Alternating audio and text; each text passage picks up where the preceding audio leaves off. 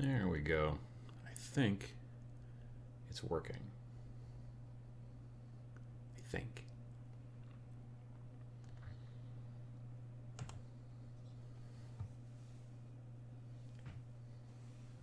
There we go.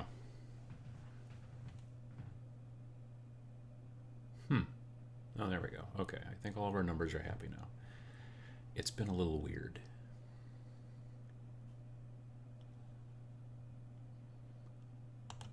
All right. I think that I've got this all working. You'll notice, hopefully, that things are moving a little better over here. I did some tweaking to the camera, and hopefully that'll help.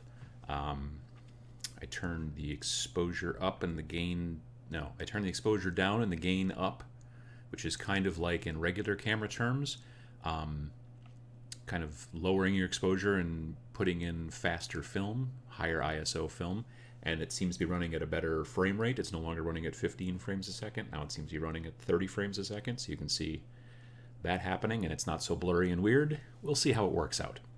I hope everybody's doing well. It's become a nice day. It was very rainy and crappy here, and now it's become nice, but I've had to close some windows because everybody is mowing their lawns at the same time. And I kind of figured that it would be, you'd pick it up on the stuff. Let's see. I see VJ Morph in the chat. I see Randall McGavick, Ian McAndrew, Josh McCarthy. How you doing, Mac? Okay, cool. I just, I was looking at trying to get moderator Matt, in on the show. So, because just to see if he wanted to come in and chat. I want to start testing Skype hookups, so we might have thought about doing a baby step of doing that. But as it turns out, he's doing fun stuff. He's hanging out. He went to the Bristol Renaissance Fair. He and another guy that we know, and probably some other people as well. The Renaissance Fair is a lot of fun, frankly. My wife and I haven't been there for a couple of years, but it is a lot of fun. So hopefully, maybe next month, we'll get him in on this and see how that goes. Alexander Marquez, hello from California. The Noob Painter, hello from Texas. Okay, let's see here. What else have we got? Chris Dessert. I think I'm saying that. Is it dessert or desert? I think it's dessert. Good morning from the state no one can find on a map. There you go. All right. Is it one of those in the middle that's kind of rectangular? Because I can see that. Nolan says, good morning from Alberta. Hope everybody's doing well today. I hope you guys are hobbying. I will probably do some hobbying a little bit later in the after the show, most likely. My wife is at the farmer's market because her band is playing.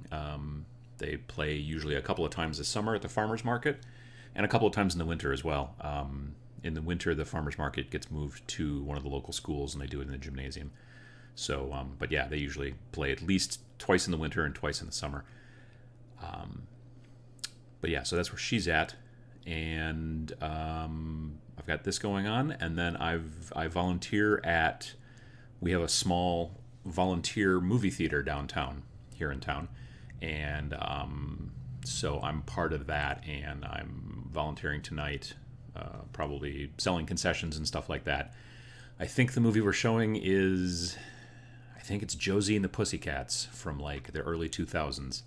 I think sometimes some of the movies we play are kind of weird sometimes because specific people actually pay to sponsor the movie. So it's a free film tonight. If you happen to be in Oshkosh, Wisconsin, stop down at the Time Community Theater and see Josie and the Pussycats for free and drink a $3 beer.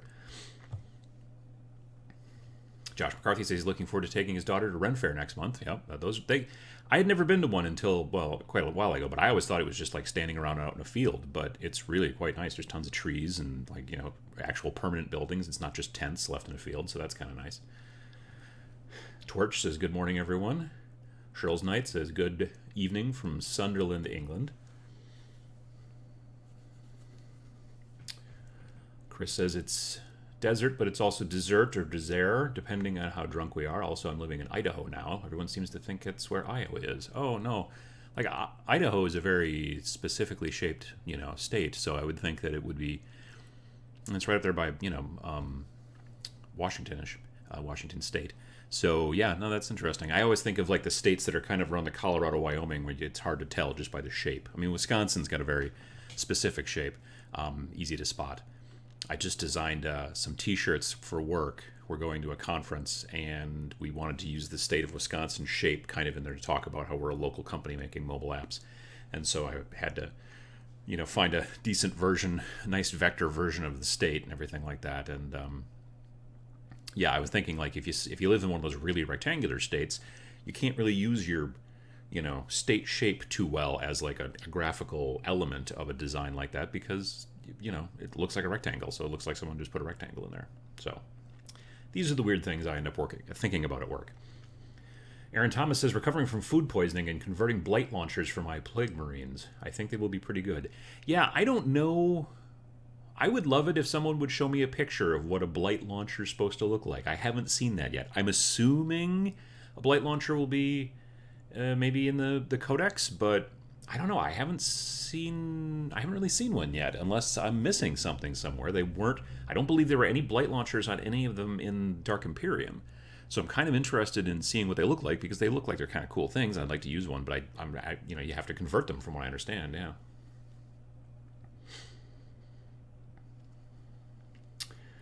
VJ asks, is a Ren Fair like LARP, but with less foam swords? Well, I mean, it's basically like you go there, and there's little places to buy food, like a turkey leg or candied almonds or mead and stuff like that. There's shops that sell things, but there's a lot of events and things going on. The better ones usually have jousting that you can watch, or like the one that's it's not near. I mean, it's probably about a good 2.5 hour drive to get there, but the one sort of near here is like they have a guy who does an entire presentation on falconry and bird stuff, and they have it's like a permanent location. Like they have amphitheaters, and again, like I said, when I first went, I figured this was just gonna be a bunch of tents in a field, and we were gonna get a heat stroke. But this is all like a permanent place, and they do it during the summer and everything. But it's interesting. You don't have to dress up. You can just walk around normal, and but there's a lot of interesting things to see. It's usually blacksmiths and all kinds of crazy stuff like that. So it's a lot of fun. Jesse Daniels says, good morning from Milwaukee. Hello.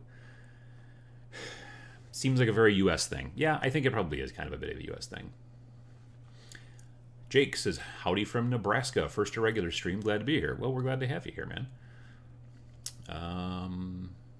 Alexander says the 3-man push fit box has a blight launcher. Good. I'm looking forward to hopefully my local shop will get those soon, because there's the 3-man push fits for Death Guard, and then there's 3-man push fits, I think, for those Reavers or whatever, for the the Space Marines, and he's ordered them quite some time ago, but he hasn't gotten them because he's not ordering them direct from GW. He's ordering them from a distributor, and that's what's taking so long. It's a long story. Goblin Nest says, evening from Denmark. I'm about to do something to protect my new Realm of Battle board and can't get Tester's dull code. How is the GW Purity seal? I mean, as far as protection is concerned, it's pretty good. It's not particular. I don't know that it's like it's got a little bit of a shine to it. So not terrible, but everything in comparison to Tester's dull code has got a bit of a shine. Now, if you are good about making sure to use really light coats, you should have less of a problem. If you put it on thick, even dull coat, if you put it on thick, it will be kind of shiny. So you have to watch out for that, at least in my experience. But yeah, that's kind of the big trick, is to make sure that you get it so that it's nice and, like I said, thin coats. So you have to be patient, and that's always kind of a pain for everybody, including myself. But you just thin coats, let it dry completely, give it 20 minutes, another thin coat. If it's a Realm of Battle board, the upside is that there should be like 6 pieces. So you do one, set it aside, start to work on the next one, set it aside, start to work on the next one, and then hopefully eventually by the time you get done with the 6th one, potentially that first one should be dry. And then you can just keep going. So yeah, I give that a try.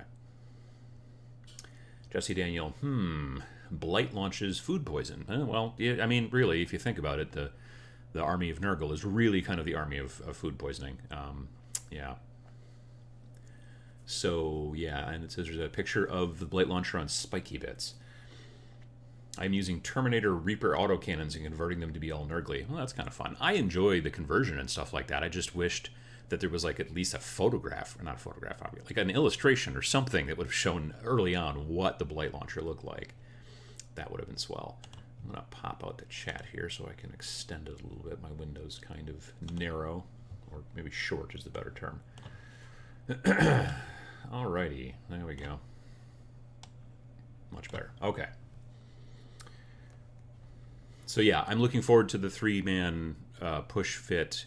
And that's what's interesting too, is that 3-man push fit box for, say, Death Guard, it's different sculpts. It's not just, here's 3 of the sculpts from Dark Imperium. They're 3 completely different sculpts that are not in Dark Imperium, which is sort of interesting.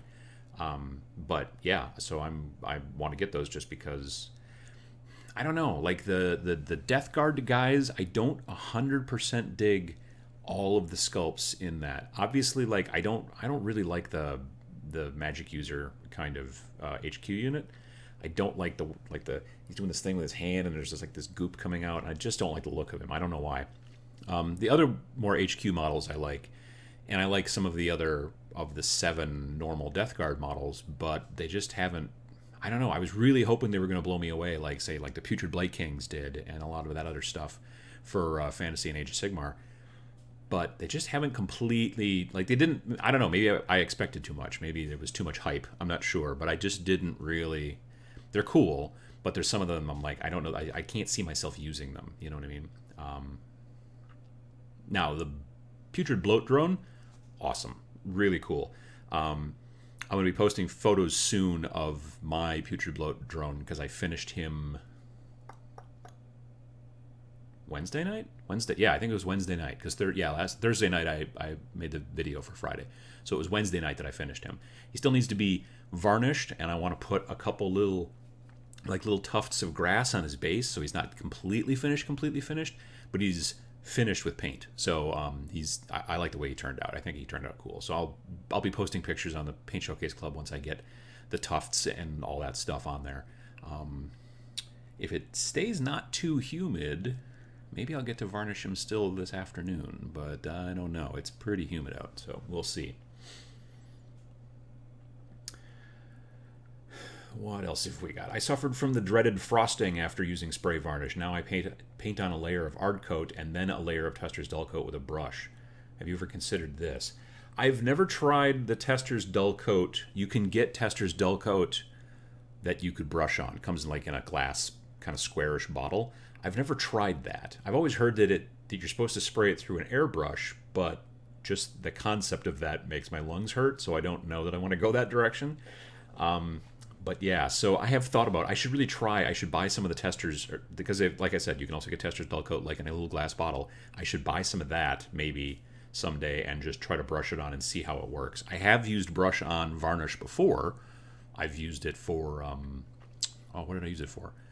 It was Winsor & Newton Galleria matte varnish, and I used to use it on some models, specifically in the areas I thought I'd be picking them up a lot. You know, like I would paint it on their shoulders more, so that because I knew I was going to be picking them up by their shoulders more. So it was going to help protect the paint, that kind of stuff. I've done a little bit of that, but I haven't tried the other stuff yet. Aaron Thomas says, if you get the frost, put a light layer of gloss, very light, then let dry 100%, and then dull coat again. I had some stuff get a little frosty a while back. I wasn't using dull coat. I was using like Valspar matte varnish kind of as a test just to see if it worked or not. And not great. It worked okay. On one project, it worked okay. And then on the next project I used it on, it frosted pretty bad. And it was the same, and they weren't that far apart. So it wasn't like the bottle... It wasn't like it was a lot older at that point, or I don't know what happened. I think it was just environmental, concerns, the heat, humidity, whatever the deal was. It was just not quite perfect, and it got kind of frosty. So, yeah, that's been a bummer. Let's see here. Goblin Nest says, "All right, thanks a lot, dude. Really appreciate these shows. Lots of awesome advice." Well, you are welcome, Goblin's Nest. VJ Morph asks, what have you been up to with your hobbying this week, Adam? Well, I've been working on 5 models to round out my Chaos Army to 1,500 points. So, and I talked a little bit about this in the Sunday show last week. So there was the Helldrake, which is still over here. Hang on, he's right over. If I can just, I haven't taken him back down in the basement yet. I don't know if you can see him real well here. But yeah, so this is the Helldrake, and he's basically done. Again, not varnished. But yeah, so I'm looking forward. I'm glad that he's done, and I'm looking forward to varnishing him and then getting him on the table, which will happen potentially. I've got a huge head. Will happen potentially next week. Actually, I'm going to a little thing, and I might be able to get to some games of 40k in. So he's one of the 5 pieces. The second piece is Typhus, who is also now done. He, other than, again, needs a little bit of varnish, maybe a little bit of tuft grass. I have a Dark Apostle, which is not the original sculpt that Games Workshop came out with, because I didn't like it, and it only came in Finecast. Like, they never even... It was new enough, but it was before they were doing all those little plastic clamshells, but it was after they decided to stop making things in metal, so it only came in Finecast, and it's just hot garbage. If you look it up, you can still see it on the Games Workshop website, but it's not great. Anyway, so I made my own sculpt. I kit bashed something, and he's done. Forge Fiend is the 4th piece. He's the kind of 4-legged monstery thing with the machine gun arms. And so he's done. And the 5th piece is the Fetid Bloat Drone. So basically all 5 of those pieces I've been working on for the last couple of weeks, alternating between, like I work on this guy and then work on this guy and then work on this guy. And then so I kind of like paint a bit of this while this is drying. I paint the next thing while this is drying. I paint the next thing. And I've been going like that. And it's been working out real well. But all 5 of them are done now. They just need to be varnished, which, like I said, because of the humidity, I'm a bit nervous about. And then a little bit of tuft grass on some of them. I don't want to go crazy with this stuff. I just want a little bit here and there. Their bases are all very kind of ash gray wasteland, which matches up with the rest of my chaos stuff. So, but because their bases are so large, like I don't generally put the tuft grass stuff on the smaller models, with the smaller bases, the 25 millimeter bases or the 32 millimeter bases or anything along those lines.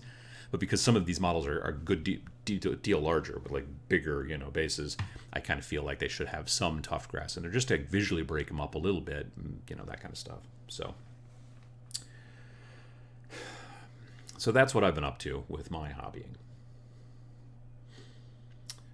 VJ says, sculpted smoke always seems to look naff. If naff is bad, which I think it is, then yeah, I think you're right. I just don't like the sculpted smoke. It's very rare, even on Games Workshop stuff, it's very rare that I look at it and go, yep, that's pretty cool. The one place they did it really well was it was for Age of Sigmar. It was one of the Auric models. I want to say it was the Shaman, where he's got like that smoke and stuff coming out of the skull. Like that worked out really super well, but most of the rest of it not so hot, in my opinion. I just don't like it. So Torch asks, did the Space Marine Codex come out today? I don't believe so. I believe it comes out next week.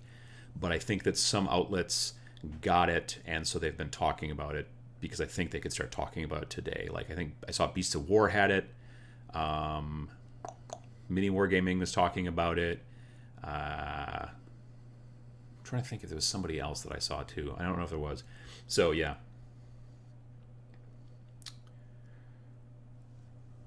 Jesse Daniel says it's humid in Milwaukee with rain inbound. Yeah, I think we're gonna maybe get some rain a little bit later too. But even if we don't, it's still pretty damn humid. Josh says, yes, the glass bottle dull coat is brushable, but dear Lord, have ventilation. Yeah, that's one of the reasons I've tried to stay for. I mean, the regular spray dull coat is just horrible smelling, so I make sure not to ever spray that in the house.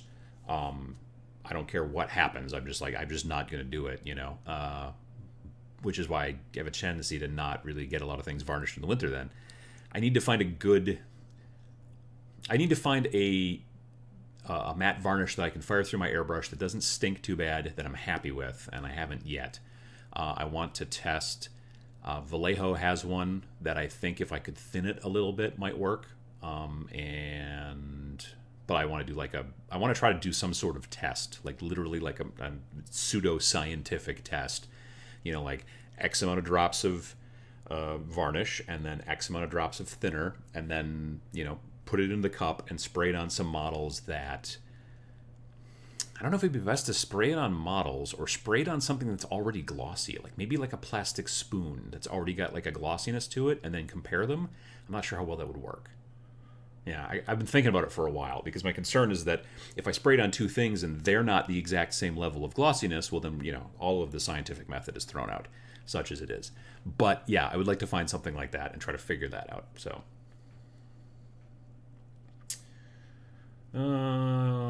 Alexander says, not today, Torch. Today was the new Start Collecting Boxes and Paths to Glory. Yeah, that stuff should be in local stores if that's the thing you're looking for there, yeah.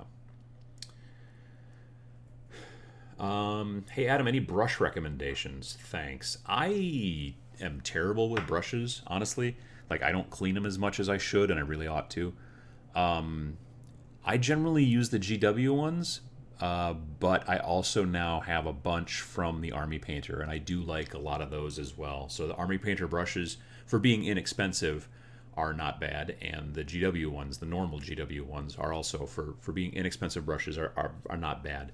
I have never owned like a Winsor Newton Series 7 or any of those super fancy brushes.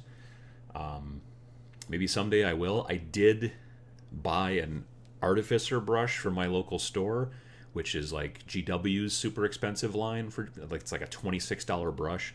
I'm still not 100% sure why I bought it, because the problem is right now I am afraid to use it, because I think I will ruin it. So I need to do some research about brush cleaning and stuff like that, which I've been meaning to do anyway, because I want to do a video about it eventually. I get lots of questions about brush cleaning, so I want to do a video and say this is how you clean your brushes and all that kind of stuff. And then I would like to try that brush out with the idea that I also clean it. Because I've been using cheap brushes, I don't care about cleaning as much. Even then, I still beat them to hell, and will just drive a brush into the ground, because I'm not a fancy painter, like. But even Sam, honestly, like, a lot of times Sam uses inexpensive brushes as well. I don't think it's the brush, you know what I mean? It's a good brush can help if you really know what you're doing. But if you really know what you're doing, you can also get pretty good results out of a bad brush too. And if you're using a really good brush but you don't know what you're doing, it's not going to help your results a ton, I think. That's my personal opinion, but yeah. Scraping mold lines off of Plague Marines. Anyone else gearing up for Fate of Connor? I've been reading about it a little bit here and there, but I've not decided whether I want to do a ton with it. I don't know if I don't know if I'm going to go and actually try to get games in for that, but we'll see how that goes. So, yeah, I'm not 100% sure on that. Let's see, what else have we got? Torch is wondering when he'll get his Necron book. That's also a good question. They keep saying that they want to have as many as 10 different codexes out by Christmas. Yeah, it'll be interesting to see how they do that, and how many of them they try to actually get running and stuff like that. So yeah, that will be interesting. I don't know how they're planning on doing that. Pretty soon they're going to have to start releasing a couple per month if that's the way they want to go. You know what I mean? So, all right.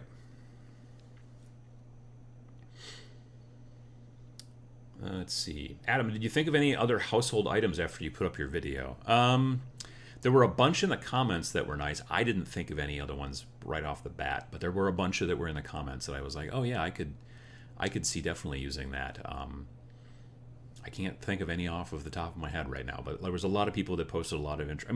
Some of the things people posted, they weren't particularly household items necessarily, but they still kind of worked. Really, like those little divider sort of clear, organizer boxes are not household items. Generally they're actually for a different hobby more often than not, like fishing or scrapbooking or beads or whatever, that kind of stuff. But yeah, I would say that there's a bunch of good suggestions in the comments, which I was really glad to see. Chris says, I'm finishing up my first group of flash gets today. Then I'm going to start working on something new. I have a bunch of Primaris Marines, so I'm looking forward to paint schemes for a Raven Guard successor. Also playing with my 3D printer and building scenery, which is very cool.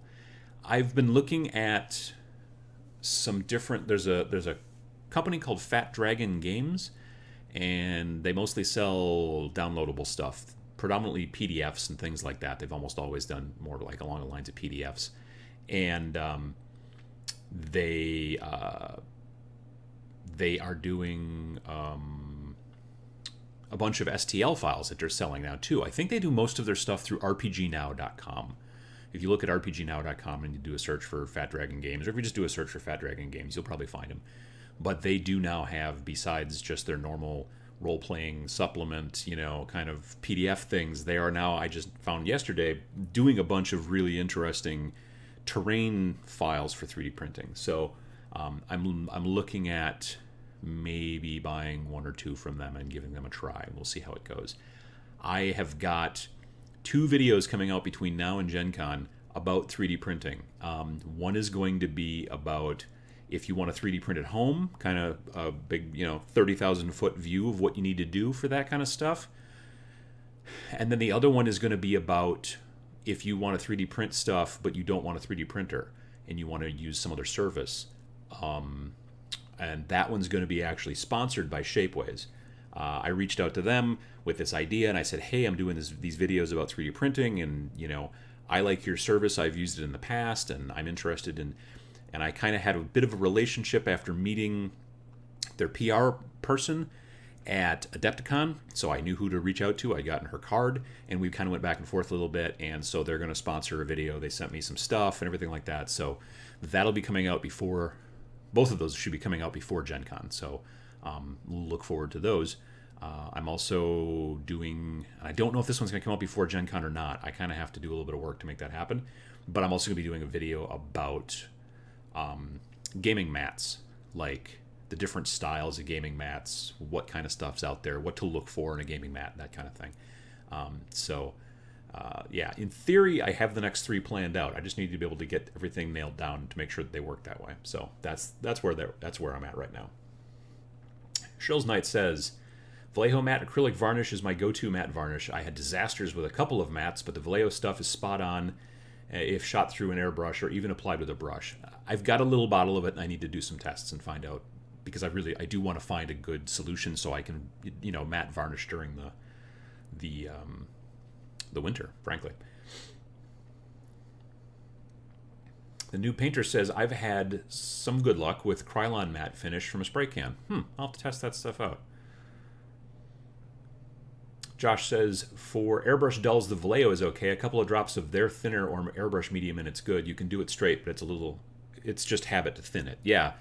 If I'm putting anything in, unless it's like, if I'm putting a direct Vallejo Model Air or Vallejo Game Air paint into my brush, I still generally, I don't always thin it when I put that stuff in, but any other paint, even if it says it's designed for airbrush, I generally put a couple of drops of thinner in it. And even sometimes with if I shake it and I notice that my Vallejo airbrush paint is maybe not as thin as I would like, I still make sure to drop in, obviously, a couple of drops of that stuff. Jason K says, I'm thinking about getting an airbrush. Have you heard anything, or have you any thoughts on the Neo by Iwata, a gravity-fed airbrush and compressor in a single box? Well, I own a Neo by Iwata. It's not my primary brush. My primary brush is an Iwata Eclipse HPCS, I think. That's my favorite brush. That's the one I use on pretty much everything. I do have a Neo, which my plan is to eventually start using the Neo more for varnishing and things like that. But you definitely want it to be gravity fed. And if you've watched the video about kind of getting started with airbrushing, that's the big takeaway from that, is you definitely want a gravity fed and not siphon fed. I don't know much about their compressors. I have a Sparmax compressor, but honestly, I used to use a compressor from the hardware store, one of those big red ones for blowing up stuff in your garage or whatever, like inflating tires or things like that. And it was noisy, but it worked. So yeah, compressors, I have not come across any compressors that are terrible. It's just sometimes they're a little better or a little quieter or a little, more usable. Mine only runs when I'm spraying, and then it is quiet, and it doesn't have a tank. but even when it runs, it's quiet, which so I don't get startled by it kicking in, which is, I appreciate. Vindicatus. Vince Ventuella has a nice video about brush care and selection. Yeah, and he's very good. I mean, he's got lots of great tutorials about painting. He's a a competition painter, so he's got some pretty interesting stuff in there about that. And yeah, I do plan on doing, like I said, I want to do some research, and I want to find out about like brush soap and things like that. I know that another YouTuber, Sarge, he just recently did a video about cleaning a bunch of his brushes, and he got this thing that's like, it's like a metal cup, and it has these two pieces that go up, and there's like a spiral at the top, so you can put brushes in it so they're hanging down, and then the bristles are in that little cup at the bottom, and then you fill that cup with something. I don't know what, but you let it you basically soak your brushes for a long time that way, to hopefully get some of the impacted paint out of the base of the bristles, and then you do that to soften up that paint, and then you could do a lot of soaping and cleaning and whatnot. And it takes a while, but you can bring some brushes back a little bit if you go with one of those. So I want to look into that, find out what kind of solvent or whatever he used in the fluid in the cup, and I want to get one of those and give it a try, because I would like to, I'd like to not save, but I'd like to make some of my brushes maybe last a bit longer, and I'd also like to have that in my back pocket. So if I do start buying some brushes that cost a bit more, and then I screw them up somehow, I can hopefully, clean them out a little bit better. So we'll see how that goes. Torch says, got to head out for a Guild Ball tourney. See you next time. Well, have good luck with your Guild Ball tourney. Take care. Josh McCarthy says, there's another company like Fat Dragon that sells stuff, and of course I can't think of their name. I think it's called Printed Scenery. I'm not 100% sure. But yeah, there's a company, and they're doing it direct through their own website. They're not doing it... They've had some Kickstarters, I believe. But I think they're selling direct through their website, whereas Fat Dragon sells mostly through rpgnow.com. So...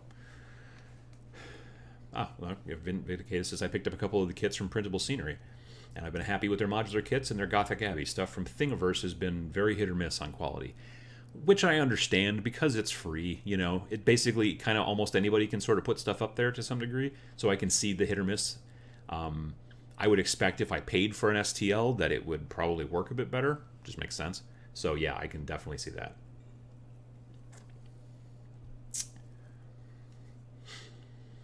Fat Dragon Games, great name. Do not meddle in the affairs of dragons, for you are crunchy and taste good with ketchup. I think that my wife has that t-shirt, actually. Josh says, don't forget to mention checking your local library for 3D printers. Yeah, I'll have to do that. I don't think I'll have to check our library to see if they do it, but I don't think they do. Like, is it something you check out and take home, or is it something where you go there, start printing something, and then it runs for however many hours, and then you come back and pick up the pieces that you've printed or whatever? I guess I'll have to check. My local library, I've not heard that they do that, but maybe they do. I haven't been, frankly, in my local library for a long time. The internet makes it where I don't end up going to the library like I used to. Just because now, I don't know, like if I want to read a book, more often than not, I would rather read it electronically, and then I just buy it, and then I usually read it on my phone or on my iPad or something like that. Yeah, I don't know. That's interesting. Because I think that, it makes sense that I've heard of makerspaces, obviously, that do that kind of stuff. And if you've got makerspaces near you that allow you to, rent time or whatever, however it works for your 3D printing, that totally makes sense. I'll have to check our local library and see how it goes, if they do something like that or not.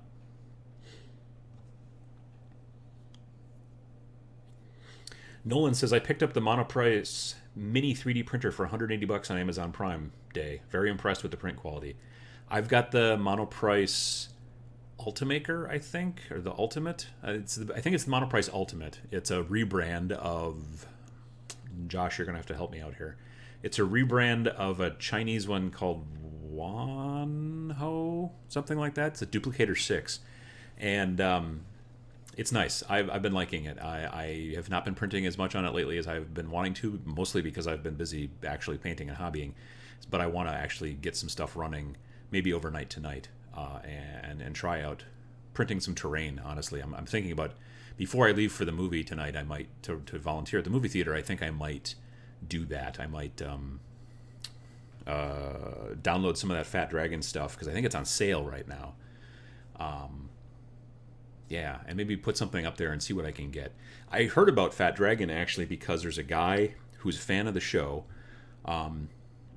Yeah, he's on Instagram and he's El Dave Photo, E-L Dave Photo, as in Spanish for the Dave. I've met him at Adepticon several times. He's a nice guy. He's kind of working on a YouTube channel, I think, himself with a friend. But he posts a lot of really cool photos. He does a lot of cool photos of miniatures. He I don't want to say he poses them, but he does like really cool stuff in the background and puts them like in a scene. And he's got a cool Instagram.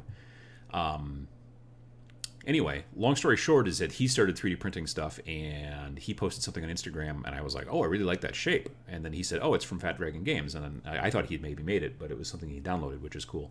So that's where I first heard of them. I feel like my focus is being a little touchy today. You fix one thing on the camera and then something else goes screwy. That's the way it works. Let's see here. Josh says that Thingiverse is great, but yeah, always check the mesh and layer view in your slicer first. Yeah, there's so much like weird, like the first 3D printer that I owned was made by Micro 3D or M3D, and it's this tiny little like 7-inch cube. That's it. And the thing that was nice about it though, upside and downside, was there was no slicer. There was just the software that ran the printer. And then you had to plug your computer in there, and then you said, here's my shape, and then you told to print, and you printed. Now, that was nice because you didn't have to go and do the slicing and stuff like that. And all the features for infill and all that kind of stuff were in the software. The downside is that your computer had to be plugged into the printer the entire time because it was basically acting like a paper printer, and it had to be plugged in or whatever. Most 3D printers these days, you output the slice file, and then you take that file and put it on like one of these, an SD card, and then you take your SD card, you plug it into the printer, tell it, yep, I want to print that file, and then you go away, and you don't have to have anything printed, plugged into the printer just runs because it's, not plugged into a computer. So there's benefit to that, but then there's so many different slicing software pieces, it's a whole thing. It's an interesting, I'm enjoying the learning process, but it's not plug and play. You know what I mean? There is a little bit of messing around trying to figure out exactly what you're doing. So Chris says, I picked up the Iwata Eclipse and the Sparmax compressor from Hobby Lobby. You can't beat the $40% off coupon. No, it's the exact same thing here. I went in one day and bought the Eclipse, which I think at the time the kit was like $180, got 40% off of that. And then the next day came back in and bought the Sparmax, I think it's the TC2000 TC2000 compressor, and again 40% off of that, and that compressor was $350 maybe, so 40% off of $350. That was a pretty good deal. If you've got a Hobby Lobby anywhere near you, you can go in and just pull out your phone and go to the Hobby Lobby website, and then there's a thing that says something like coupon or whatever at the top, and you click on the coupon, and it used to be like 1 week it was a coupon on 50% off of dried flowers, and the next week it was a 40% off on anything that wasn't already on sale, and then the next week it would be 50% off on picture frames, and then the next week it would be 40% off of anything as long as it wasn't on sale. Now it's just 40% off. They don't seem to ever change the coupon. It's always the 40% off coupon, because I think they realized that they probably looked at their sales and realized that people were just not buying things on the weeks that they didn't have the 40% off coupon. And again, like I said, they can just, because they have so many things on sale at that store at any given time anyway, there's a lot of things that are not affected by the sale, by the 40% off coupon. Anyway, long story short, like when I go in to buy a Testra's Dull Coat, even though it's like $5 for a can, I still get 40% off because it's rarely ever on sale, and I'm like in there to buy one thing. So you get one thing on sale. You don't get to not everything in your order is 40% off. It's just one thing that's already not on sale. And with the airbrushes, 40% off. And as long as you know that, I mean, you're going to end up making 2 trips, but, 40% off. That's a pretty good deal. Michael Strange says, greetings from NC, North Carolina. Greetings, Michael. And Jasper, hey. Jasper from the Netherlands. If you guys have not, I'm seeing some of this stuff, possibly a little behind you guys. If you guys haven't, you should definitely go you can go just do a search online for the Great Wargaming survey, or I posted a link to it, I think on Thursday on Facebook, so you could check it from there and find a link. But you should definitely go fill out the Great Wargaming survey for Wargame Soldiers and Strategy, Wargame Strategy and Soldiers, WSS magazine. I always get the two mixed up. So yeah, definitely go and fill out the survey. There's always really great kind of information about our very specific hobby gleaned from that survey, and so yeah, definitely it works out. It's really I don't know. It's a really great survey. You get to learn a lot of really interesting information about it. WSS has a podcast, and you should listen to that as well.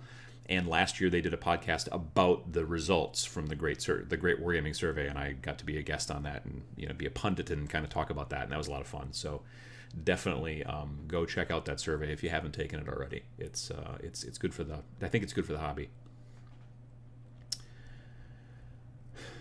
Michael Strange says, "Holy moly, I got to paint some figures this week and about to continue while listening and watching this." Well, good. Glad to hear it. That's what we're doing it for. Honestly, the Sunday show, the every other Sunday show, I really look at that as being almost kind of like a podcast. I mean, obviously, I've yet to have any guests on, but I do want to try to fix that issue. But for right now, it's just something that I'm hoping you can listen to while you're hobbying, whether you're hearing this live and you're watching the show, or whether you're listening to it later on or something like that. That's what I'm doing. And here with the irregulars, I like it because this chat doesn't go screaming by like it does when I have 500 or 600 or 700 people watching at once, which happens from time to time. Last week, I think the max concurrent was, the peak concurrent last week was maybe 500 something. Best was, I was talking about 8th edition, of course, 40K, and that I think I was up over 800 max or peak concurrent, which is an analytic they throw at you, but it's cool. So the Noob Painter says, "Many libraries are building makerspaces, so they have a 3D print and you pay for the filament used." Okay, that makes sense. I mean, the time or the filament, yeah, I suppose that makes sense. I mean, the filament is an actual, length, so you can know. And filament, in many situations, to some degree, probably does equal time. If you have a lot more infill, it's going to use more filament, and it's going to take longer to happen. So I can see that. That makes sense. That's a good way to do it. What else have we got? Josh McCarthy says, Wanho D6. Yes, that's the Duplicator 6. That's the one that I've got down in the basement, although it's made by, but it's rebranded by Monoprice, so it's called the Monoprice Ultimate 3D Plus or something like that. Yeah. Josh says 3D printing is still more of an art than a science most of the time. Yeah, and I've not even really gotten into the art too much. Like the few things that I've printed, I have not messed with the settings too much on my slicer. Like, it's all about, you find a shape, whether it's on Thingiverse or you buy one from somebody or you make it yourself, and then there's a lot of settings in the slicer, because the slicer is going to make the entire, from what I understand, the slicer is going to make the entire set of instructions that it is then going to feed to the printer to tell the printer where to move the head when and how to do things and all that stuff.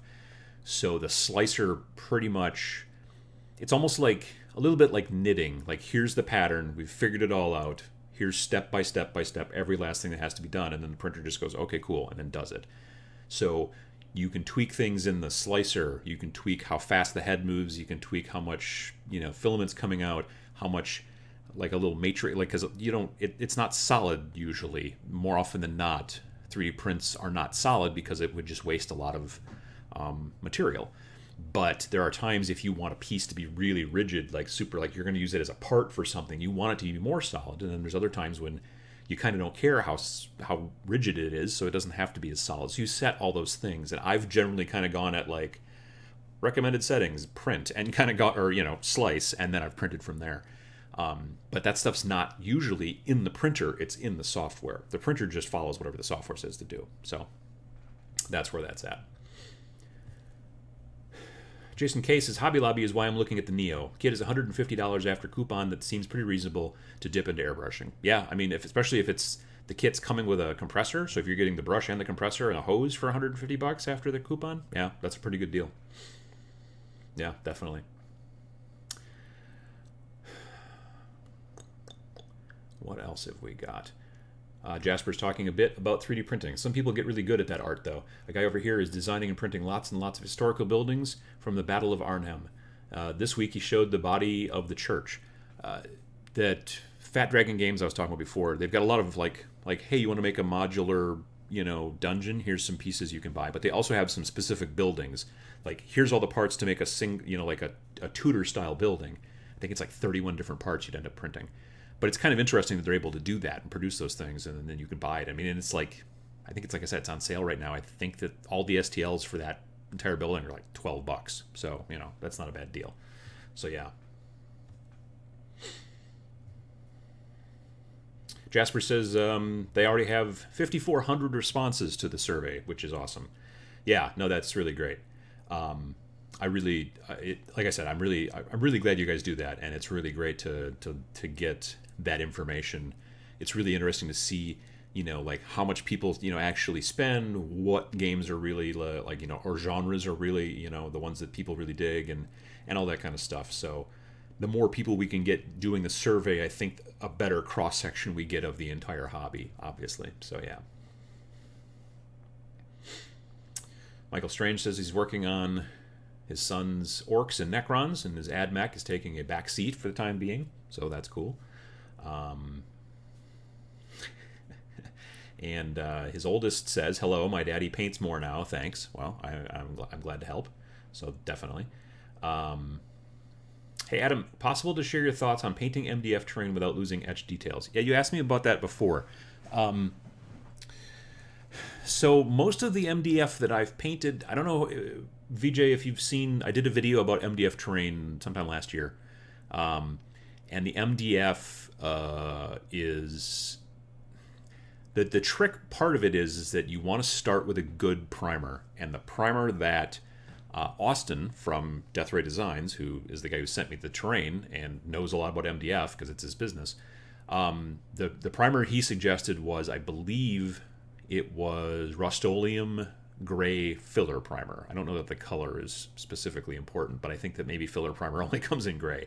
But it was specifically the Rust-Oleum filler primer. Now, that's not to say that if you found some other manufacturer that makes a filler primer, that it wouldn't be, but he said that's his favorite. So that's what he's been using. But the trick is that it's the filler primer.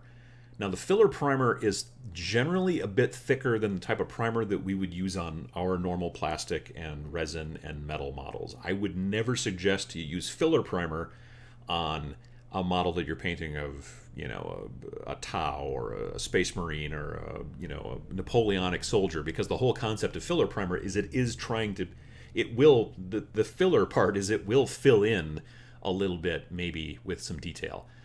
I've never tried that stuff on. I've never tried filler primer on a model. To be fair, I do usually use it on stuff that I 3D print. So when I've used it, the few things I've done 3D printing, I've always primed it in the filler primer, because that helps to fill in a little bit of the rigid kind of the lininess that you can get with 3D printing. So that stuff is kind of cool.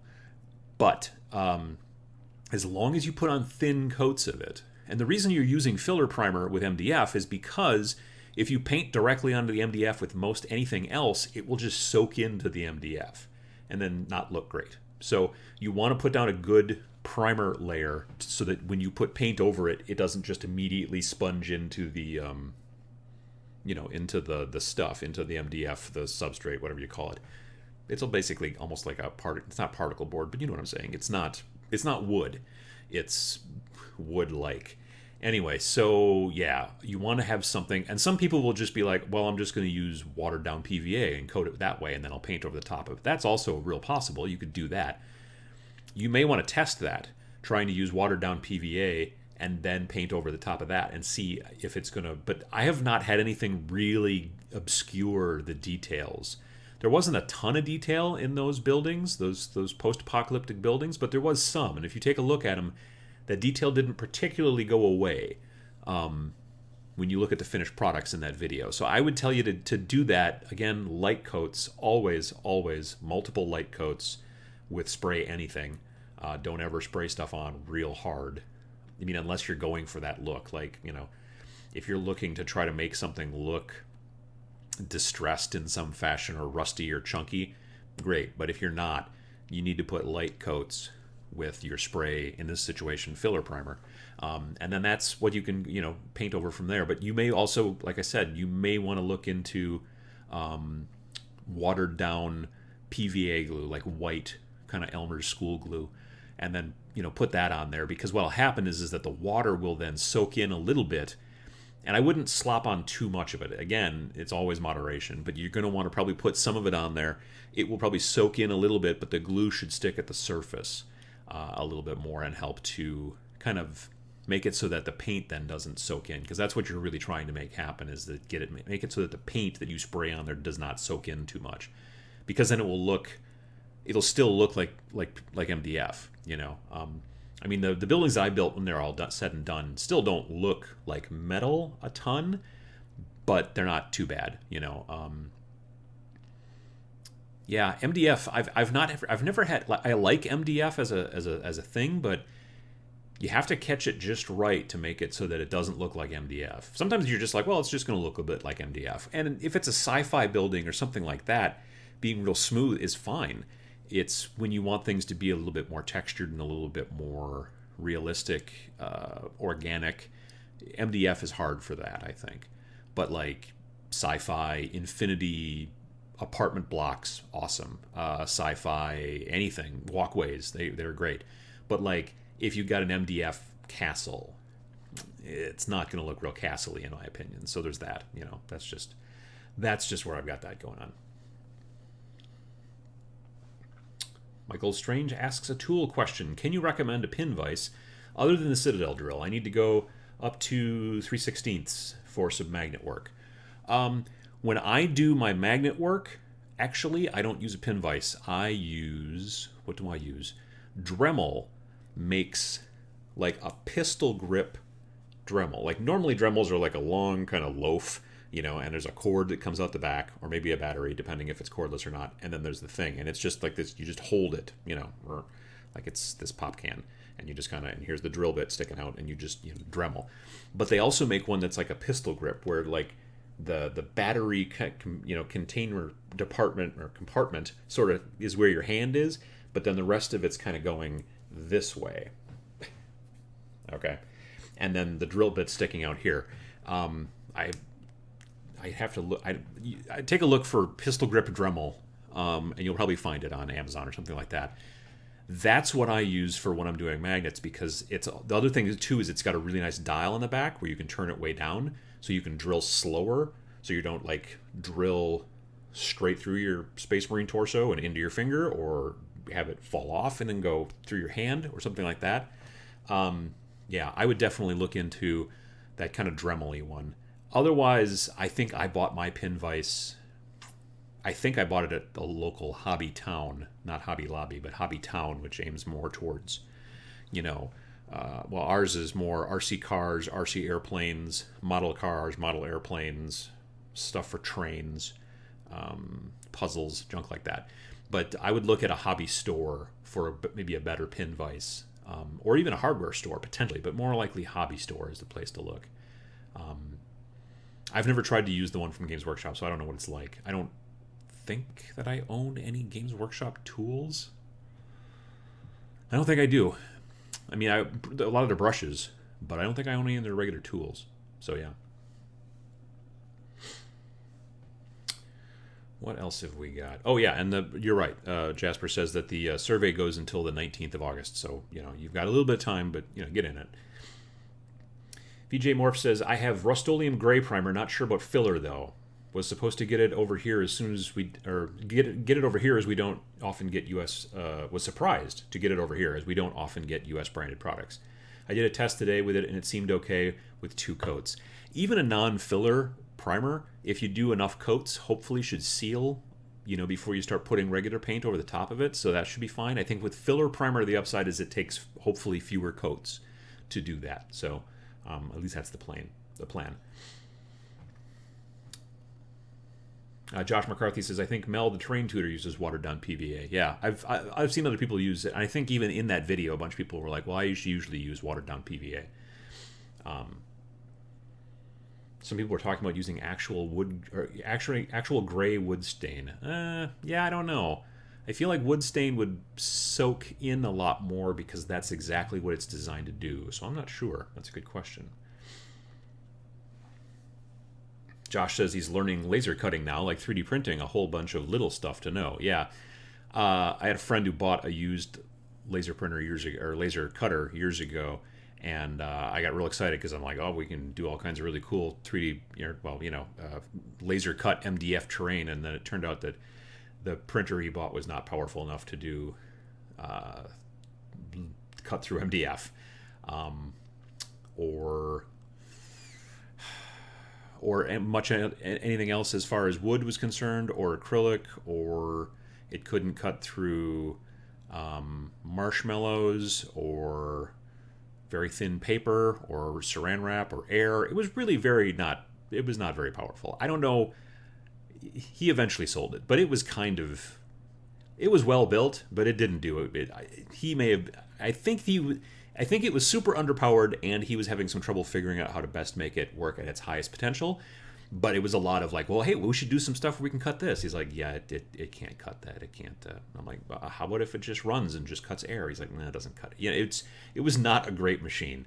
I have looked longingly at the Glowforge, which you've probably seen if you're on any kind of social media. If you're on Facebook, I see ads for it all the time. I see it in a lot of different places, YouTube.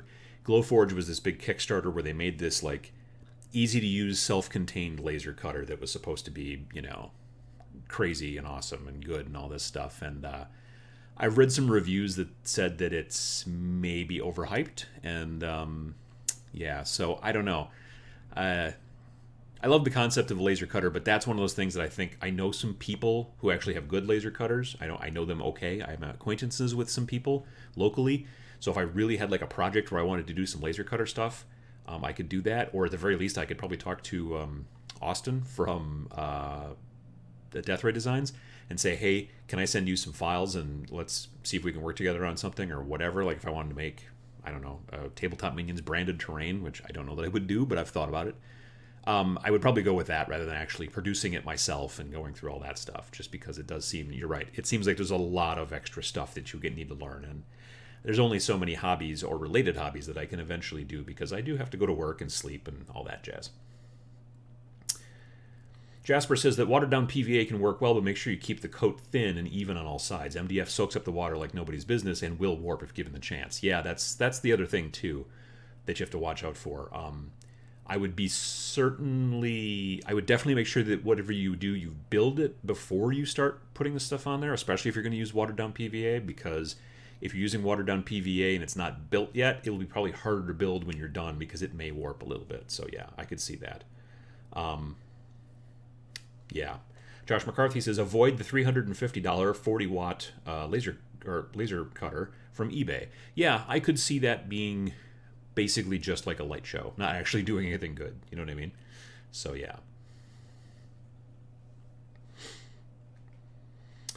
A good laser cutter starts at around $5,000 American, according to the Noob Painter, which sounds about right. Add another $1,000 for a good filter. Might have to come down slightly over the last year or two. Yeah, I think my friend bought his for $1,500 used, and I think he kind of got what he paid for, sadly. So yeah, maybe at some point soon, like that Glowforge, I think it's called. I think that if you want the Glowforge on the stand with the built-in filter, I think it's, well, at one point I think it was supposed to be $8,000, but if you pre-bought it before it even came out, they would knock 40% off or something like that. And I'm like, I don't want to drop $4,500 on something that I don't really know. Like there were no reviews because it was like a Kickstarter, And I'm fine with Kickstarter, don't get me wrong, but I don't want to drop $4,500 on something on Kickstarter, and then not really get what I wanted. I dropped $450. No, I dropped $400 on Kickstarter a little while ago for a 3D printer before this one that I have now, and I'm unhappy with the results. Let's just say that. So yeah. Anyway, so yeah, I love the concept of a laser cutter, but I decided to go 3D printing first, and so we'll see about that. Like what in a perfect world, here's what happens with me and 3D printing. Frankly, what I want to do is I want to be able to make in software some cool piece of terrain or an embellishment for a piece of terrain. I've talked about this on the show a bunch of times before. Everybody loves to make, like, use foam board, and make like a cool foam core like ruined building, or even a non-ruined building. People love doing that. It's a lot of fun. You see it on everybody's table. But the thing is that those buildings always just look like a corner, and maybe it's ruined and whatever. But it's the embellishments, it's the extra little things that you have on a building that are missing in a lot of those foam core buildings that really make the model look amazing, the thing that you're trying to build. So if you go look at any big, industrial type building right now, just, well, not right now, wait till the show's done, but then go out and look at some buildings, you will see electrical junction boxes, you'll see HVAC units, you'll see all kinds of extra crap all over the outside of the building. And if you don't model that stuff into a cool piece of terrain, that's not going to really look like a cool piece of terrain. It's just going to look like, well, here's a, abstract representation of the corner of a ruined building. So being able to hand sculpt that stuff is sometimes kind of a pain in the rear, but being able to do it in 3D like a piece of software is actually not that hard. If you were trying to do something organic in software, I find it to be harder, but doing something that is like an electrical junction box or an HVAC unit is really not that hard. The idea then is that my plan is to be able to 3D print those things and then be able to use them on my own buildings. But in the real down the road kind of thing, I would really like to be able to 3D print really super nice, smooth, not perfect, and maybe I have to go in and do some finishing, but some pretty decent, smooth masters of those things, and then make a mold of those things, and then be able to produce either resin or dental plaster versions of HVAC units, sci-fi, security, doohickeys, or whatever, things for you to be able to glue onto the buildings that you're building, the terrain that you're doing, because that's the thing that's missing in a lot of terrain. There's a lot of companies out there that sell terrain, but even their stuff doesn't have the extra parts, the things that make it look more like a building and less like, two planes and like a floor and it's ruined, that kind of stuff. So it's the little details that I want to be able to do with 3D printing, which is one of the reasons I was interested in getting a 3D printer. I'm not looking to 3D print Space Marines or any kind of stuff like that. It's more leaning towards terrain and the things that I think will work. Some things I don't think will work super hot in 3D printing, and some things will. Like sci-fi buildings will work pretty well because you can just say that the building itself was actually 3D printed. Before the colonists got here, the robots that we sent ahead 3D printed this building, and that's why it's got the little striations in it. That's the way it looks, and it works out well, and people will go, okay, cool, I can see that. Whereas if it's supposed to be something that's perfect and smooth, and it isn't as much, well, then maybe it might not, look as good. So I don't know. That's kind of where I'm going with that. And that's one of the reasons why I've not necessarily wanted to get a laser cutter in comparison to a 3D printer. Plus, the 3D printer is way smaller. Laser cutters can be huge. Even the bigger kind of 3D printer that I bought is still not that big. So yeah. The Noob Painter says, the Glowforge seems meh. I know on the tested channel it's always in the background as a desk more than a printer. I've watched some videos about the Glowforge. It has some neat concepts. It's not just a normal printer. Let's just say that. The Glowforge is designed so that you could, like when you put something in there, there's like webcams inside the printer.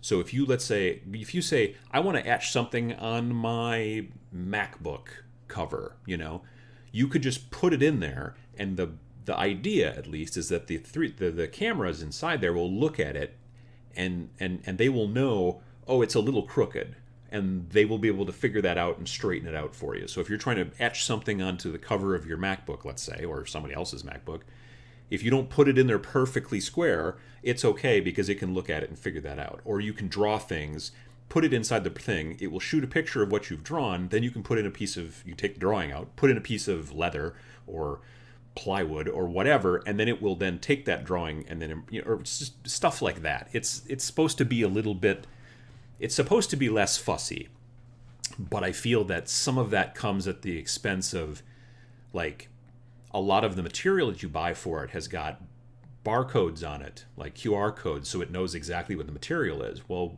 then what happens if you don't use some material that you bought from them? What if you use some acrylic you bought from the local hardware store? You know what I mean?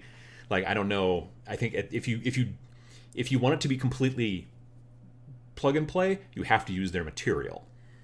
If you want it to be, I want to use the material I want to use, then your plug and play kind of goes away, because now you have to, like, set the speed and the power and all that kind of stuff. And they may have, I'm sure there are websites out there where people have said, well, if you use this type of acrylic, it's this thick, you should try this settings, and that kind of stuff. But then again, it goes away from the whole plug and play thing, which I understand, but that's how it kind of works. So yeah.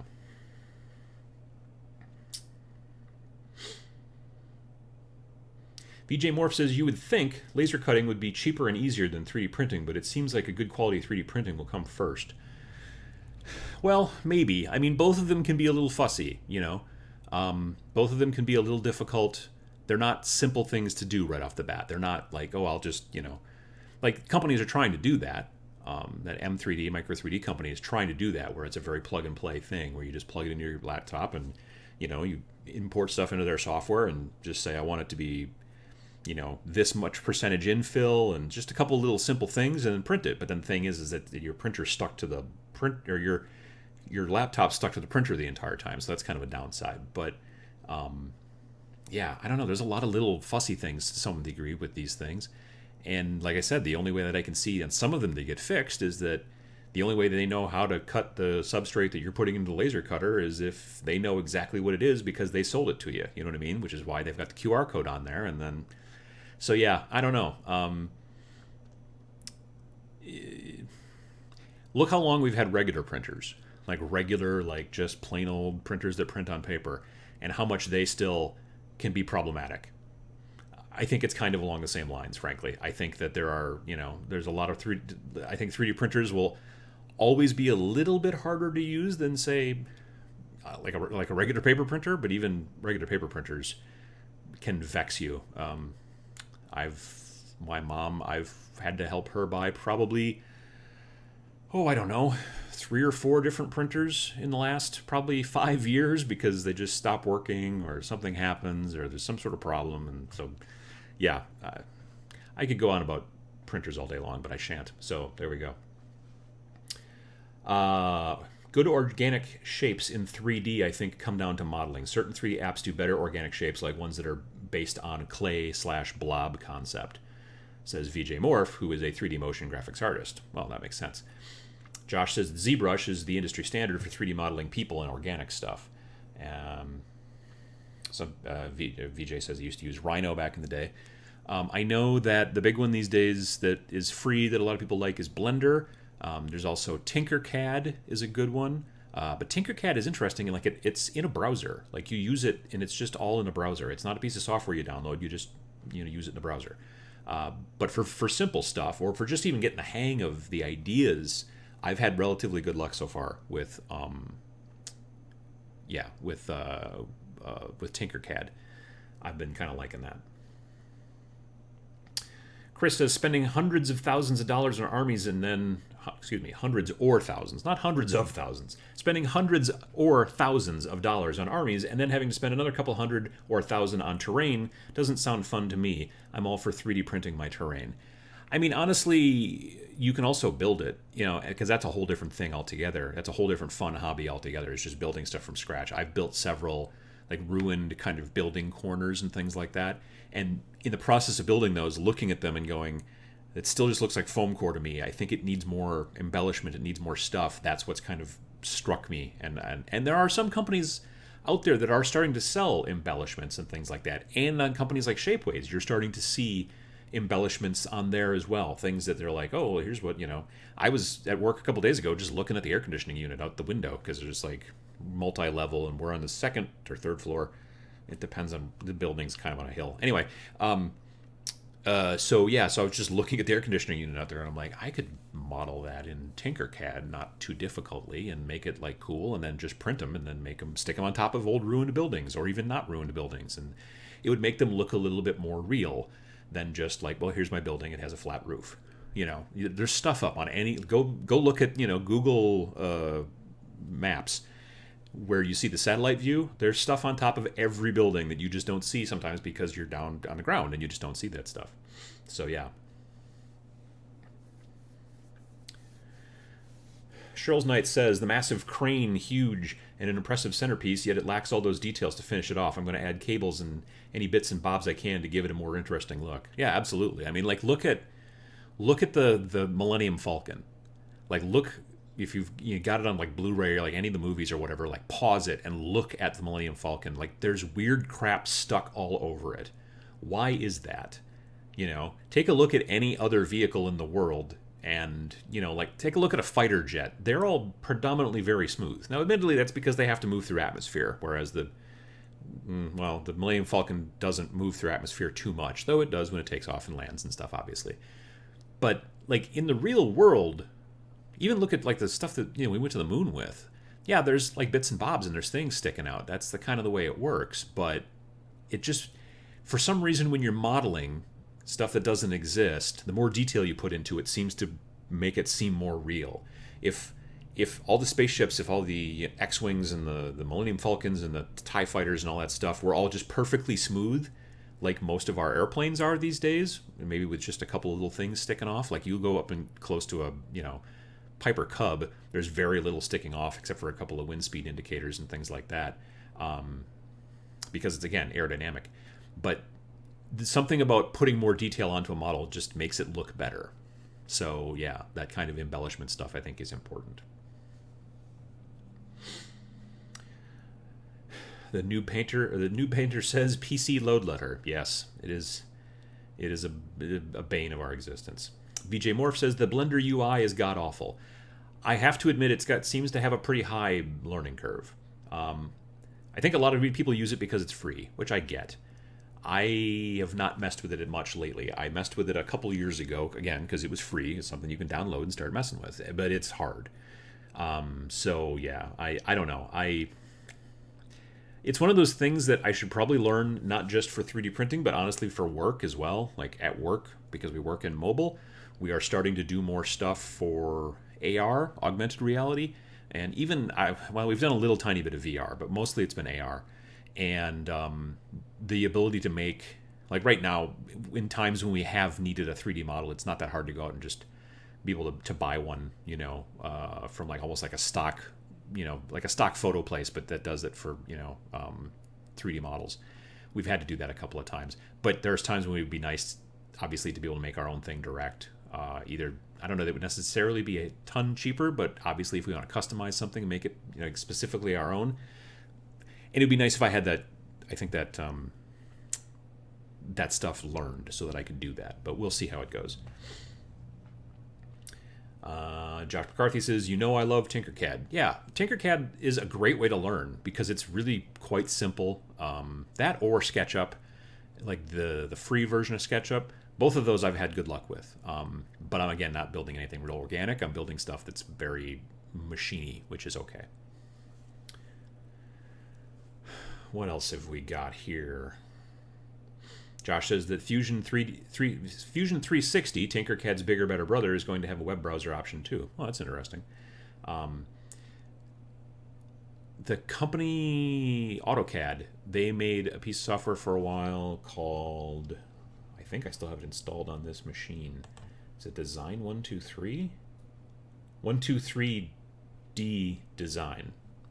And then that was kind of a cool piece of software, and now they don't do it anymore. Like, they've stopped.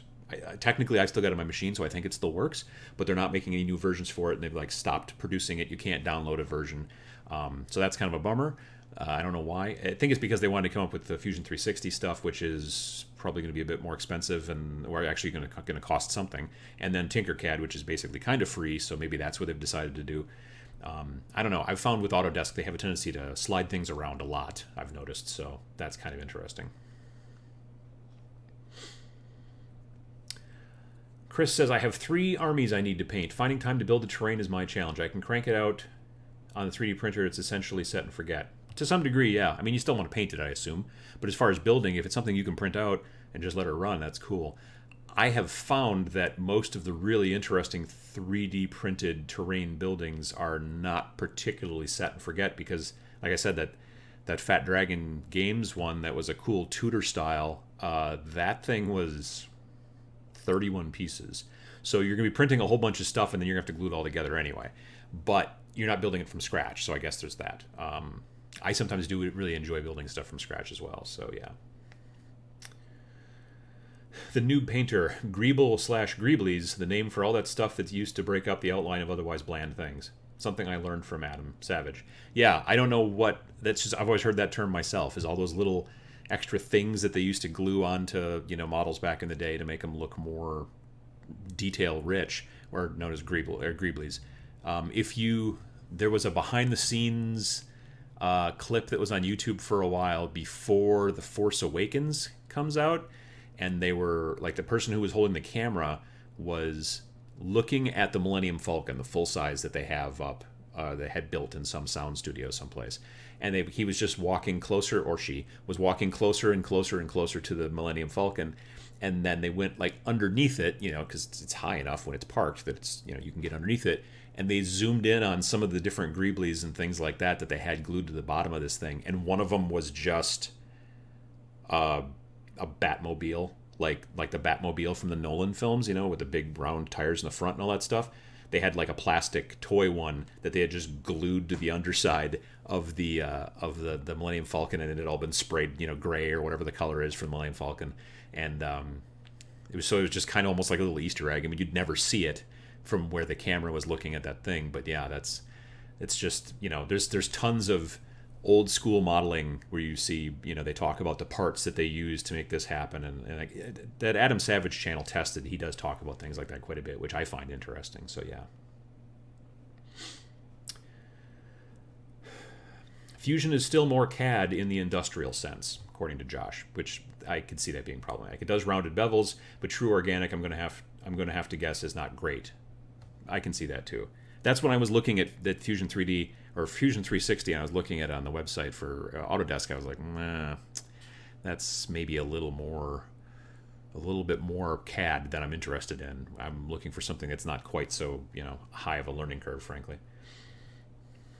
Adam, if you want to learn fast, fun 3D, Cinema 4D, in my opinion, according to VJ Morph.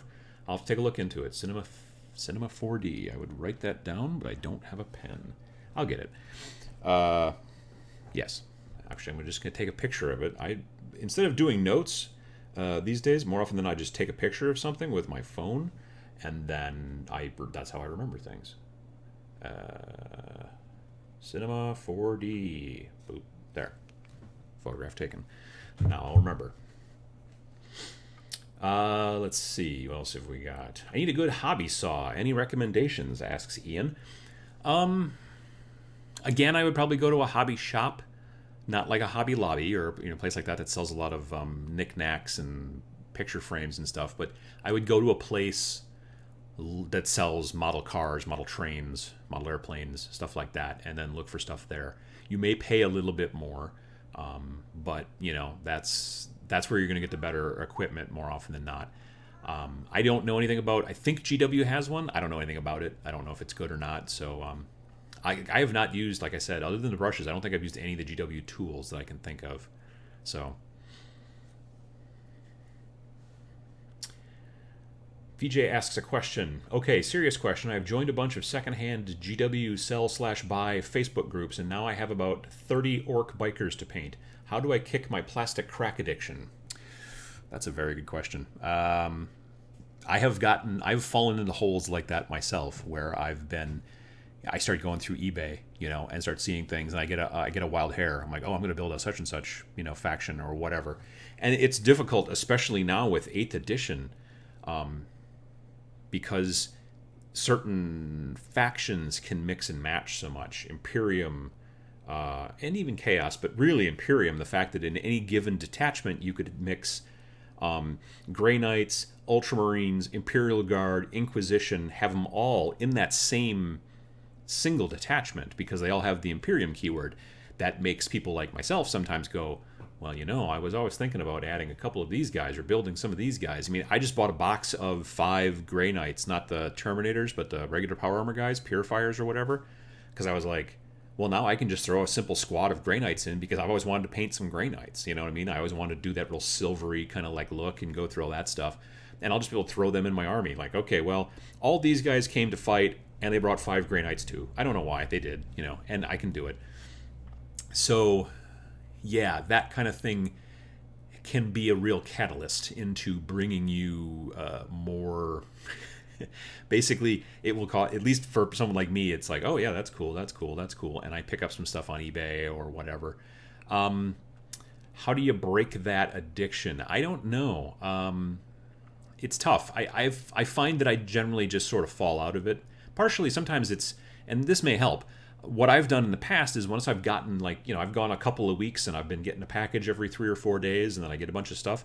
What I do is I put it all in a pile, like on a table somewhere, and then just look at it and then go, oh, well, I've bought a whole bunch of stuff here that I'm going to have to do a whole bunch of work at. And sometimes seeing it all together, like if you are very organized, you immediately salt it all away and put things away and then eventually all of your nooks and crannies, all of your drawers, all of your, cubby holes are going to be filled with extra models which you've never even looked at painting.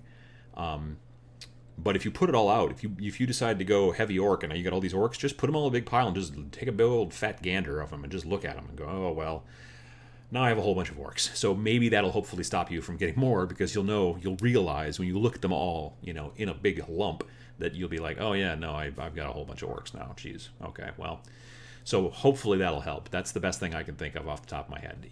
For me, like I said, in the past, when I've gotten into those little kind of weird,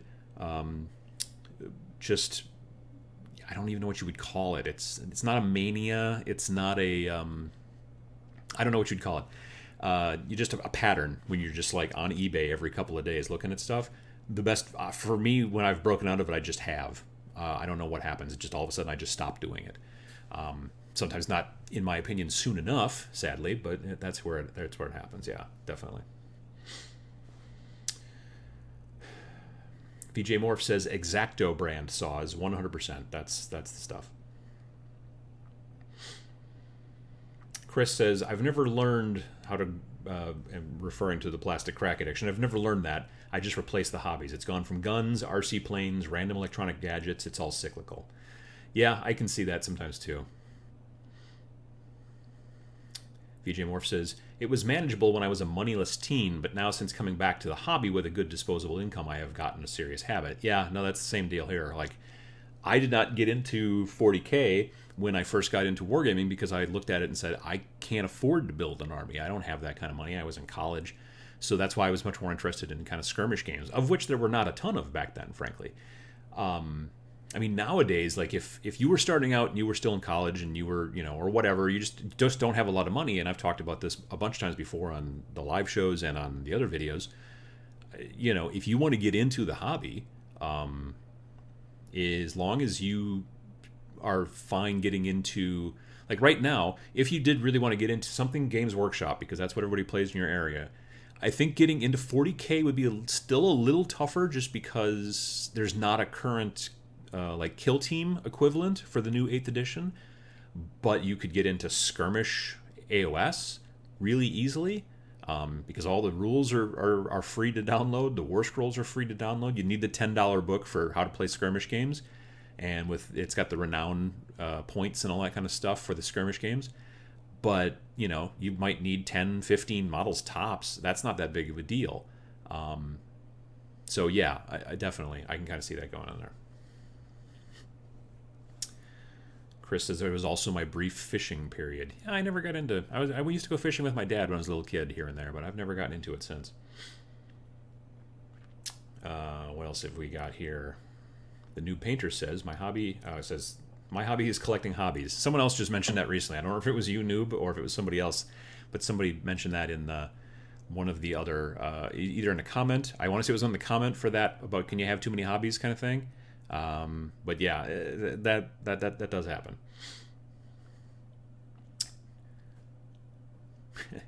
Jasper says that they considered adding to the survey, to the Wargamer survey, how big is your gray army? but we don't know how to quantify it. By how much do you paint per period? How high? How heavy? Yeah, I could see that definitely, because your gray army, could be, does that everything you don't have painted? Or does it mean that how much gray in a specific actual army do you have unpainted? Or, yeah, that's, like, if you mixed all of your unpainted stuff together into a single army, that would be an interesting, photo. Well, I mean, I kind of did that in the Don't Be a Wargaming Hoarder video where I talked about that, and I showed, like, that photograph that was just a small portion of all the stuff. I mean, if I was to actually, I'd have to take up most of our driveway probably, I think, if I was to actually put everything out there. And it would take me a long time to do it, and then it would probably get rained on, and that would make me sad. So, yeah, it's difficult. Chris says, it's geek retail therapy sometimes. Yeah, I see that as well. I mean, for me, sometimes, too, it's also I'm trying to support, like there's times when I, like, go to a game shop and I'm there a good portion of the day playing, or maybe even just, a good portion of the evening, and I feel like I need to buy something. Sometimes it's as little as just, like, buying snacks while I'm there, which, I'm not going to sit in a drawer when I get home. But, and sometimes it's stuff that I need anyway, like paints and things like that. Sometimes I'll do that. There's other times where I'm like, well, I've always been wanting to buy this, and so, yeah, but I've tried to cut back on a bunch of that. That's been, I think, helpful. VJ says, the pile is scaring me, but when someone offers me 6 Def Copters for $60 Australian, it's just too tempting. Yeah, I mean, that's also sometimes the problem, is that, you can look at something and go, yeah, but it's a really good deal. I've got friends who say that, their wives say, well, I had to buy it, it was on sale, and my wife is not a big fan of shopping, so that I don't hear that too frequently, which is nice. But, the retort to that more often than not is like, well, you'd save even more if you didn't buy it at all. And there are things that you sometimes need. Like, if you can find a really good, deal on toilet paper, you're probably going to use it. But buying something just because it was cheap that you don't need doesn't frequently make sense. Yeah, it's difficult. It really is. And like I said, I've tried to dial it back, and I do okay. I've been doing relatively okay, but 8th edition has spurred me into some stuff again, Like I said, I want to get those press fit, the Death Guard guys, once my local store finally gets them in stock. And I want to maybe get those Reaver guys, because I do eventually want to build myself an Imperial army once I get done with my Chaos army. Well, not done. Maybe once I get, so I'm at 1,500 points now.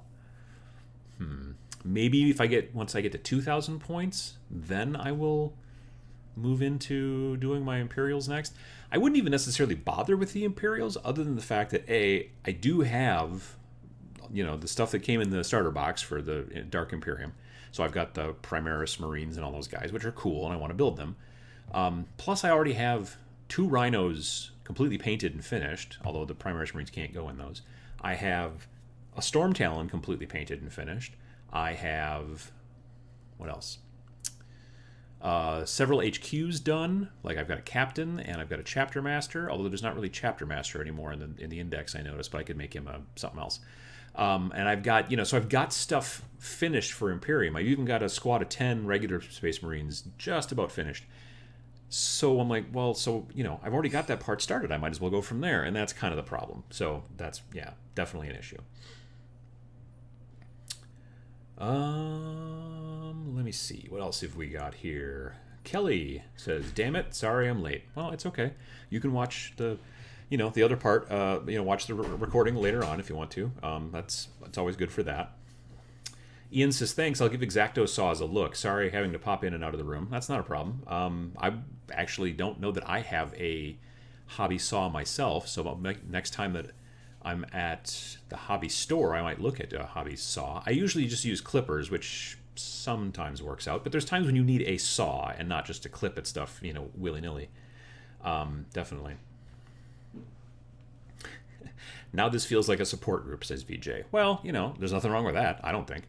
I think that if it helps, what's the hurt? Sherles Knight says, I made a noob mistake of wanting to do every army now. I have shelves of stuff in the to-do shelf, cupboard chest piled at the bottom of my bed. Yeah, that happens with a lot of us. And like I said in the video about, not being a hoarder, it's just because it's way quicker and easier to buy something than it is to actually build it and paint it. So there's that. Yeah. The Noob Painter says, in the new codex, you can make a captain a chapter master by spending command points before the game. I think that's what I've read from some leaks. Oh, that's interesting. So yeah, I kind of figured, because it wasn't in the index, I kind of figured that they would probably in the codex bring the chapter masters back. That kind of makes sense. So yeah, I'm looking forward to getting the codex. I'm hoping that my local store gets them maybe next weekend, I think is when they're supposed to come out. Although I'm going to be maybe out of town. So we'll see how it goes. So yeah. Chris says it's supposed to be 3 command points to turn a captain into a chapter master. Geez, he better do some really sweet stuff for being 3 command points. That's a lot. Like, in a lot of situations, 3 command points is, I mean, that's as many as you get in some situations. Yeah. Sheryl's Knight says, Emperor, grant me the serenity to accept the things I cannot buy, courage to change the lists I can, and wisdom to pass up on new armies. That's very well done. I'm going to take a picture of that as well. That's nice. Yeah. Let's see here. There we go. Yeah, I don't know. I've got I'm looking forward to Gen Con, and so I'm kind of planning for that. And I want to make sure I don't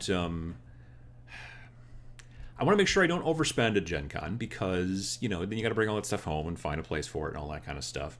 I'm really mainly going because I don't have any plans as far as, like, I'm not signed up for anything at Gen Con. I'm not signed up for any games or demos. Like, demos are kind of amorphous. Like, you'll find them when you find them. So I'll probably try to definitely do some demos. I always try to do at any convention I can, just because I want to learn more about new games and things like that. So I'll be definitely trying to do some demos.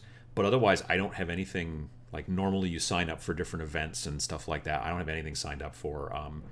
I should probably go and look at seminars and see if there's anything I want to look at there. That's the one thing I haven't looked at in the list yet. I should look at some seminars. The upside to that is that in most situations, unless the seminar is totally sold out, most situations you can just usually spend what they call a generic ticket, and then that will get you into the seminar. So I should look into that. But it's coming up quick, you know. I'm going to be there in less than a month.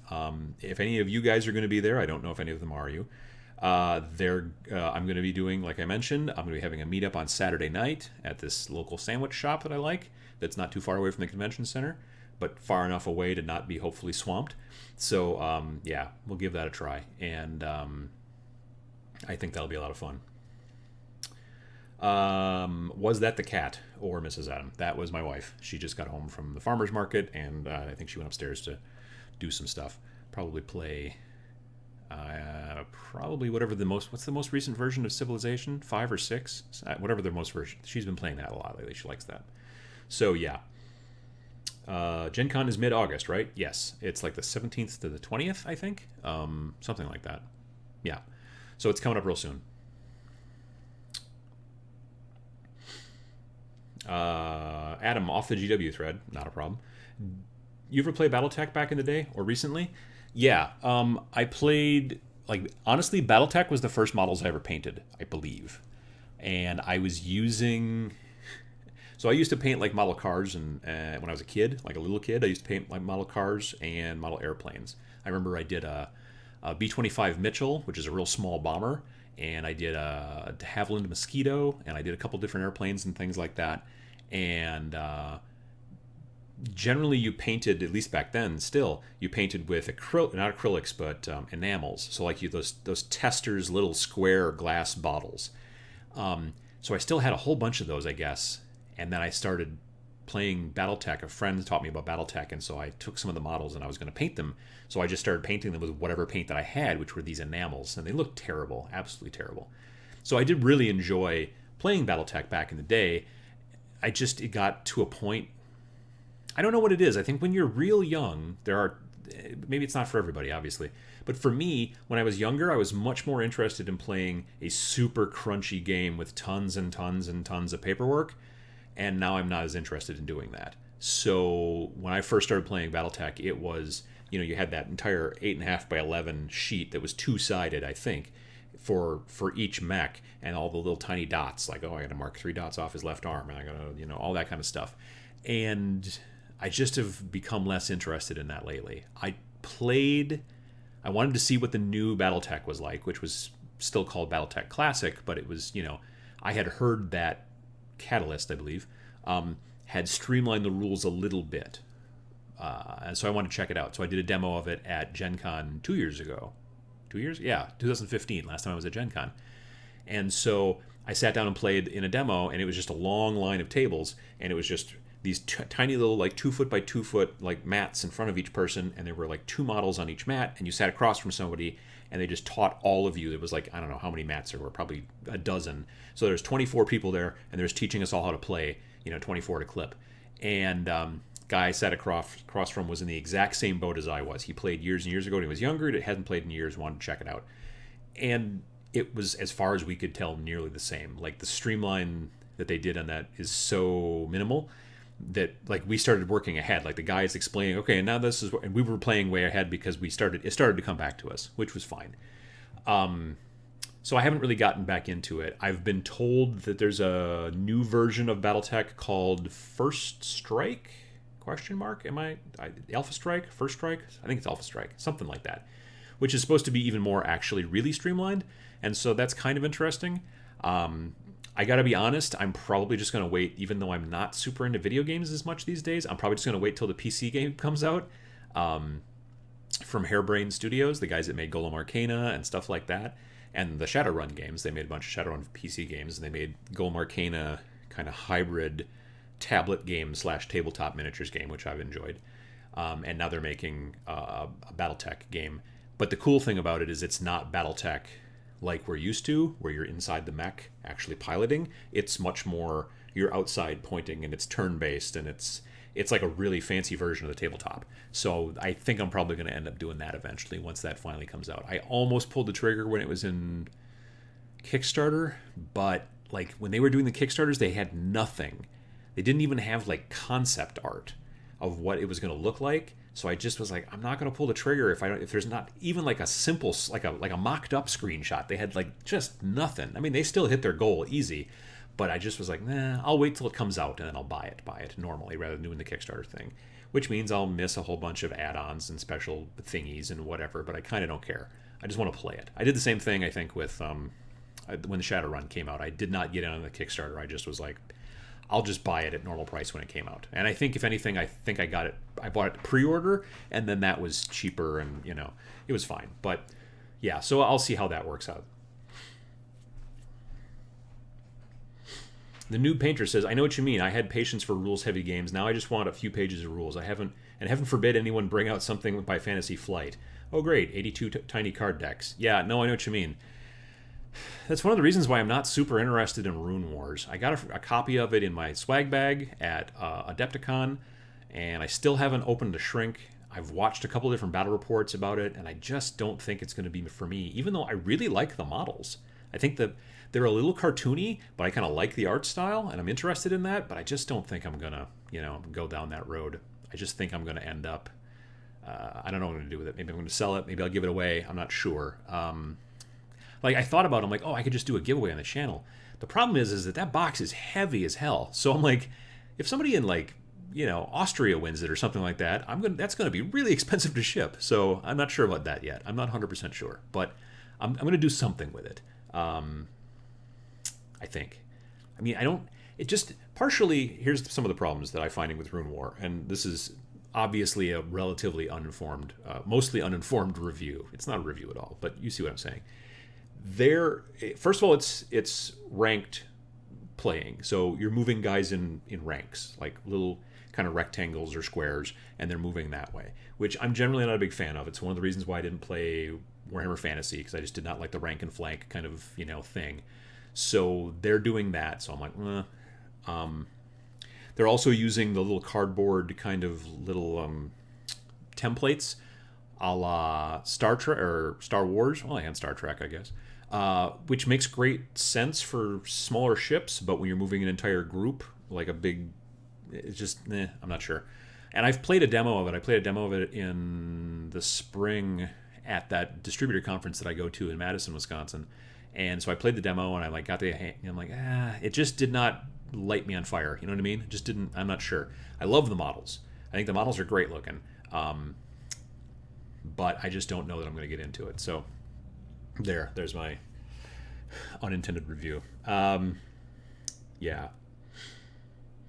Chris says, I totally agree, Adam. It's why I'm pleased with Age of Sigmar in 8th edition. I don't have any desire to argue with neckbeards about how many models are going to be hit by a template. Yeah, I got to say that with the new 8th edition, well, even, any Age of Sigmar is where it started. Getting rid of the templates I've really enjoyed. You know what I mean? There was that video that's been going around on Facebook about, it's like a bunch of sad quotes by people who are unhappy about 8th edition, like, well, but now I can't slow the game down and argue for 20 minutes about template placement anymore with the new edition. And they just had a bunch of problems, the things that they don't like about the new edition that everybody else seems to like. Yeah, I totally understand that. I'm not with those types of templates, I'm still not that big of a fan. So yeah. Jason K says, the first model I ever painted when I was in junior high school in the 80s was the same wizard model that Will Byers uses in the first episode of Stranger Things, and I also used the tester's gloss enamel paint. Yeah, that stuff is not great, as it turns. I mean, well, it's fine for airplanes and cars, I guess,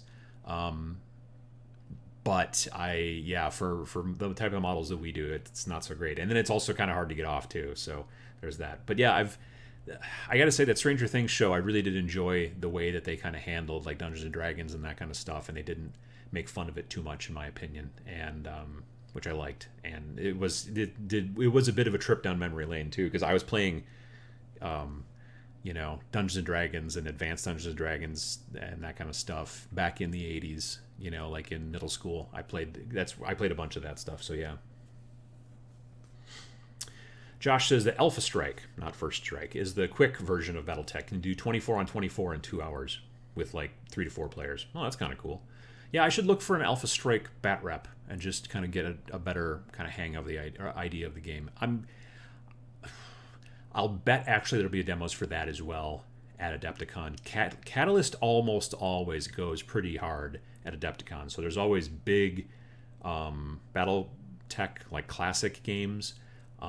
They still, well, I don't know about last year. I wasn't there last year, but the last several years they've pushed real hard on Leviathans, which is a game that they tried to get to come out, and it came out, but it was really late, and I don't know that it's ever sold that well, but it was a really super cool concept. It was like alternate history Victorian, where instead of sailing ships, like the one difference kind of was we had figured out this element that if you electrify it, it becomes lighter than air, so we've decided all of a sudden to make all of our sailing ships fly. And so it was these big flying battleships and stuff like that, but everyone's, got big giant mustaches, and it's all Victorian times. Great concept, fun game. I own a copy of it. I bought it, but it was one of those deals where Leviathans was supposed to come out, and it got held up in Chinese customs and things like that for a really long time for a really stupid reason, and it's a long story.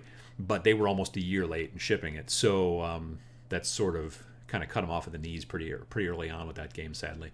But at least, like I said, 2 years ago at Gen Con, they were still pushing it real hard in demos and trying to get lots of people to play. I don't know if they had as many people running it last year, and we'll see how it goes this year. But usually Catalyst seems to go pretty hard. So if I can find like a First Strike, Alpha Strike, I'm going to get that right eventually. If I can find an Alpha Strike demo, maybe there, I'll hopefully sit in on that, or at least watch just to kind of get the hang of it. And maybe, like I said, a bat rep might be kind of cool too, just to get an idea of it. Because I've always loved the concept of BattleTech, so if I could find an easier version to play, not even easier. It's not that the game was hard. It's just that there's so much going on, and there's a lot of crunch, and there's a lot of bookkeeping. And if I could simplify it somewhat, I think I would enjoy that maybe a bit more. But again, that's me. VJ Morph says, I have the BattleTech introductory box set, and the models are yuck compared to things like Games Workshop. Yeah, I mean, the models are, because of their much bigger scale, like if you put a guy this big next to a mech this big, this guy is supposed to be about 6 to 7 maybe feet tall. This guy is supposed to be 30 to 40 meters tall. So there's not going to be a ton of detail on that just because of scale, which I get. But that being said, I've heard that those new plastics in the newest introductory box are even worse than that, and they're just real mushy.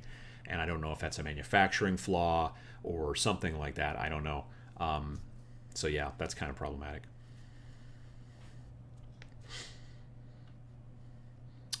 Chris says that he had the same 3-ring binder where they were looking up the negative energy plane. Yeah, that show was definitely very smartly aimed at a specific audience who was of that age in that time period, and they really slipped in a lot of fun Easter eggs and little set pieces and things like that, period pieces. So yeah, that's why I think it did so well, because that show was awesome, and I'm really looking forward to the second season that's coming out just before Halloween, like the 27th, I think, of October is when the next one's going to get released on Netflix. So yeah, if you haven't gotten a chance to see Stranger Things and you like, I don't know, if you just like good TV that's got kind of a sci-fi-ish sort of bent, but it still like takes place in the 80s and things like that, Stranger Things is really good. And I didn't realize this till just recently, but they're going to reboot Hellboy, which I'm on the fence about, because I really liked Hellboy the comic, always have. And I liked Hellboy the first movie. The second movie I didn't like as much, but it was okay. And now they're going to reboot it, and I was like, okay, great. Well, the sheriff from Stranger Things is going to be the new Hellboy, which I'm like, that'll be interesting. I can't picture it in my head, but I liked Ron Perlman in it a lot, but he still seemed like Hellboy. He's supposed to, I mean, even he's supposed to be younger. He's supposed to be a younger, like, you know, he's 80 years old or whatever, but he ages differently than we do and stuff. So he's not supposed to be a goofy teenager necessarily, but he's also, I don't know. Yeah, it'll be interesting. I'm looking forward to see what they do with that. As long as Mike Magnolia, the artist and writer, the originator, is still really involved with it, I think it'll be good. I hope that they don't screw it up. We'll see how that goes.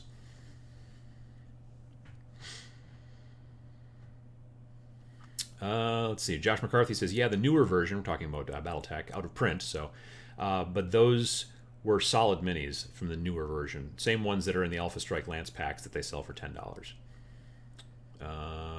Adam, how did you go with that Weta Giant robot game? Oh, yeah, that hasn't shipped yet, so it's supposed to be shipping soon. Like, originally they were saying it was going to come out in December, but from the most recent Kickstarter email missive that I got from them, well, everybody who was a Kickstarter got from them, not just me, I think that they're going to be shipping possibly before December, so that'll be kind of cool. I know that they're in manufacturing now, like the robots and all the stuff are getting done, so it'll be really interesting to see how when I get it. I would like to play some games and kind of check it out and stuff like that, because the version I'm getting is going to have the pre-painted robots in it like everybody else's, like the normal game. Like, that's, if you go to the store and eventually buy it, it'll come with pre-painted robots.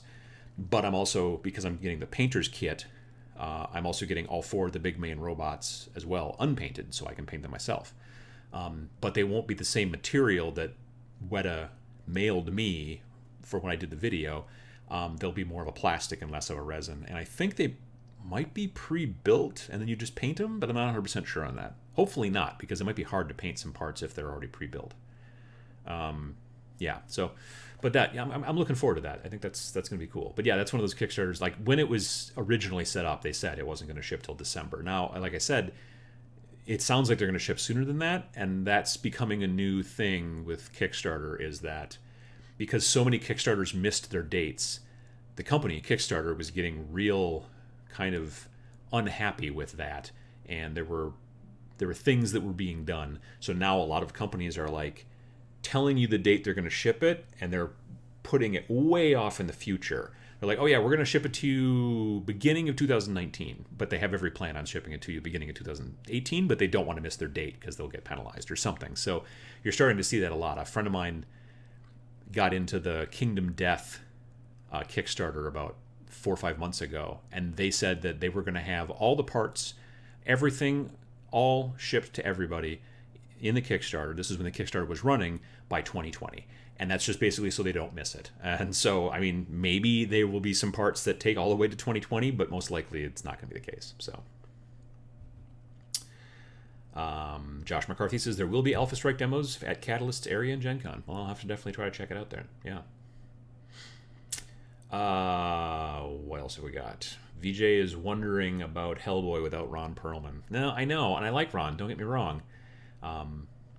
But that guy who played the sheriff in Stranger Things is also really good. He's been in a bunch of stuff that I've seen since then, too. And it's stuff that I had seen previous, but I didn't know who he was, and now I've gone back and see those movies and go, oh, hey, that's the sheriff. But yeah, so I could see. I don't know. I'm cautiously optimistic. I like being cautiously optimistic about reboots, frankly, until I've been proven otherwise, and then and then I just let it go. You know what I mean? Like if someone makes, like they made allegedly there was a reboot. I know there was actually a reboot. Sometimes I like to say that I don't believe it happened, but it did.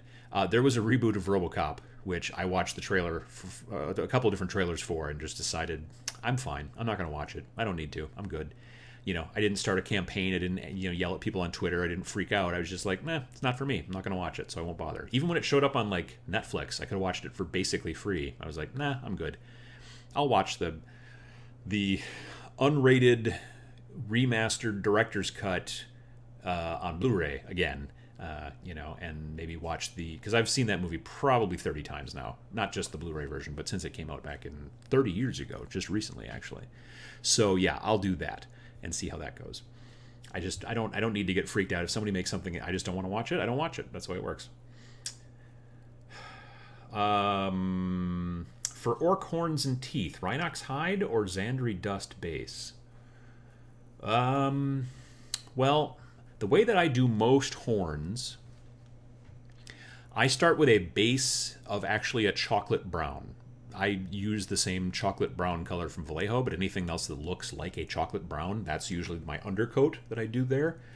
And then I go over it with like a bleached bone or a screaming skull, maybe? I don't remember what the GW color is, but I go with like a bleached bone color.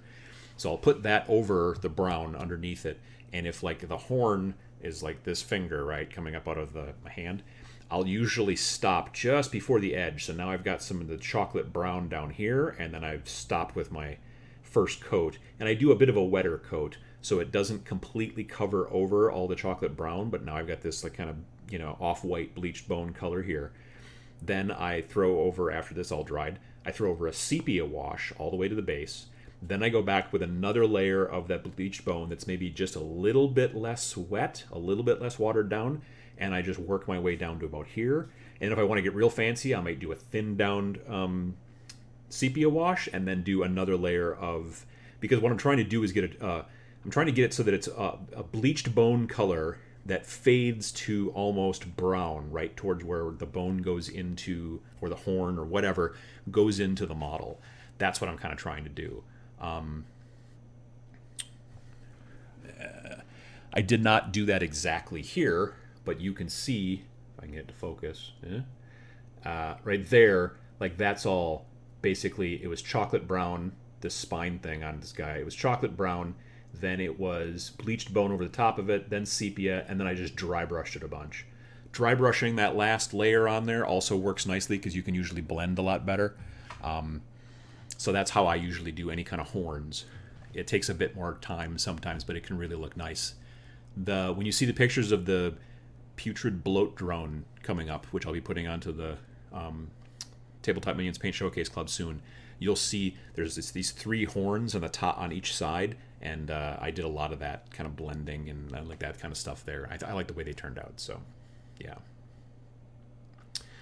All right, well, I think that we're just about done. I need to open some windows because it's getting stuffy in here, and yeah, definitely. So again, I want to thank everybody for coming by, and if you're watching this in the recording later on, I want to thank you people as well for watching it. I want to thank everybody who's part of the Irregulars. I really appreciate all the support and everything. It allows me to be able to do more stuff for you guys, be able to hopefully produce better videos. The lighting that I've got downstairs has been improved because of this Patreon. I'm going to be very soon switching to 2 new cameras. I'm currently shooting everything on Nikon D5200 DSLRs, and I've recently purchased 2 Panasonic G7s. The upside to using those is I can technically shoot in 4K. I won't output in 4K because it still takes forever to download in a lot of situations on YouTube, but being able to shoot in 4K and then be able to zoom in a bit to 1080 when needed is really helpful. So you'll probably start seeing videos that will come out and be clearer because I'm going to probably start outputting in 1080 instead of 720. Right now, everything I put on YouTube is at 720p. So soon it'll be 1080, which will be just higher res and helpful. So yeah, I really appreciate it. But yeah, definitely. So I hope you guys have a good weekend, and I will see you with the rest of the folks at the live show not tomorrow, but next Sunday will be the next live show.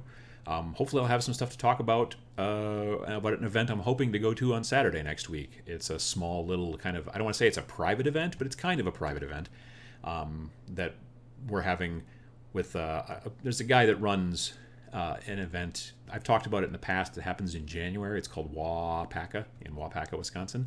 He's doing another little small event that's a lot smaller, maybe only about 20 people or so. And I'm hoping I'm going to be going to that on Saturday, so it'll be just before the show. So maybe I'll do some pictures and put some stuff up on the live show talking about that, or I'll talk about who knows what. Anyway, that's pretty much it. So I hope you guys have a good weekend and keep hobbying, and thanks for watching, and thanks for your support.